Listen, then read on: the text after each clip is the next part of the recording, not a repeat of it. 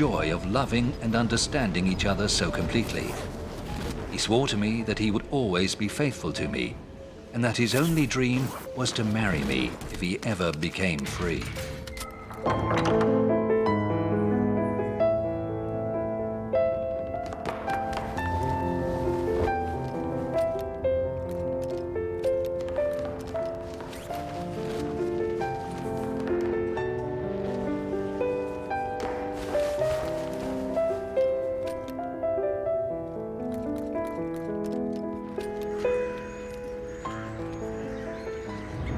On April 4th, 1866, after meeting with Catherine, Alexander was leaving the summer garden when an assassin stepped out.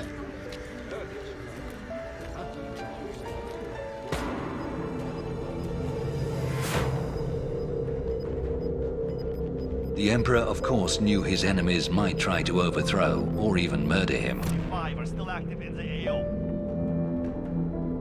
An old fortune teller had once told him that there would be 7 attempts on his life. Alexander always remembered it. We're in safe zone. Watch for enemy. The first attempt was made by a 26-year-old lone assassin named Dmitri Karakozov, an impoverished nobleman and former student.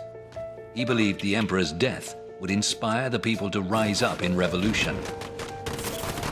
He was thwarted by a farmer standing next to him named Komisarov, who grabbed his hand at the last moment and forced him to fire high. Karakozov was arrested. He said he tried to kill the Tsar because his reforms had cheated the people by giving them too little land. The entire country was shocked. In 1863, the great historian Sergei Solovyov described the situation Russia faced. The extremes are easy. It was easy to tighten the screws in Nicholas's time. It was easy to unscrew them in Alexander's time. But it's exceptionally difficult to slow down the carriage on a steep hill. A reformer like Peter the Great held the reins in an iron grip and the carriage was safe. A reformer like Alexander II lets the horses run full speed down the hill without the strength to restrain them. So the whole carriage is threatened with destruction. Alexander's private life, meanwhile, was a growing distraction.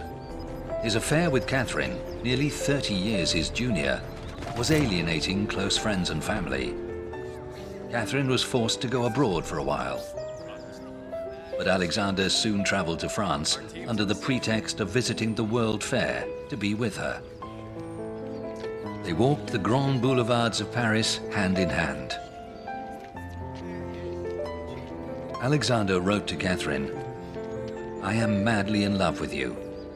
These wonderful days we spend together make me infinitely happy."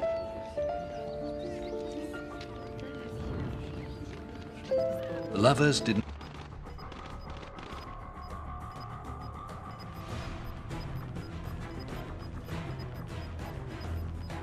had no more than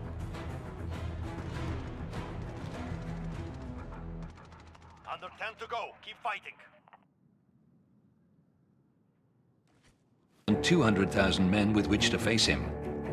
On the first day of the war, Alexander went to Moscow to address his people from the ancient capital. "I will not lay down my archer remains in my realm."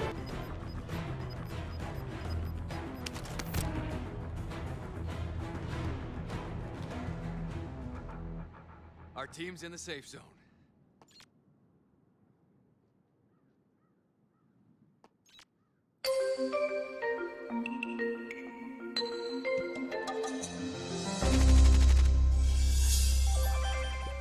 According to mainstream history, the human story is quite simple. The first humans originated in Africa.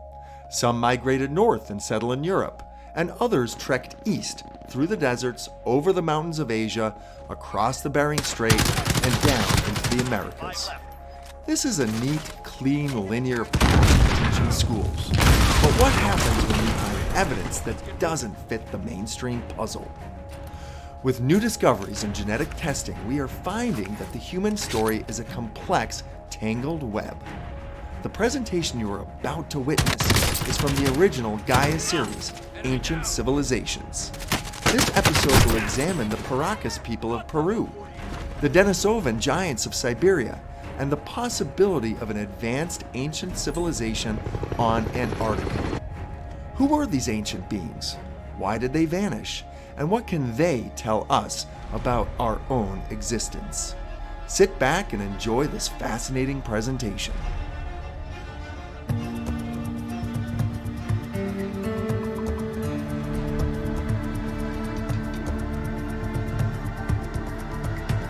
In 2014, Dr. Neil Ross and a team of scientists from the University of Bristol's Glaciology Center published their discovery of a valley the size of the Grand Canyon in West Antarctica. Despite being covered beneath several kilometers of ice, the depression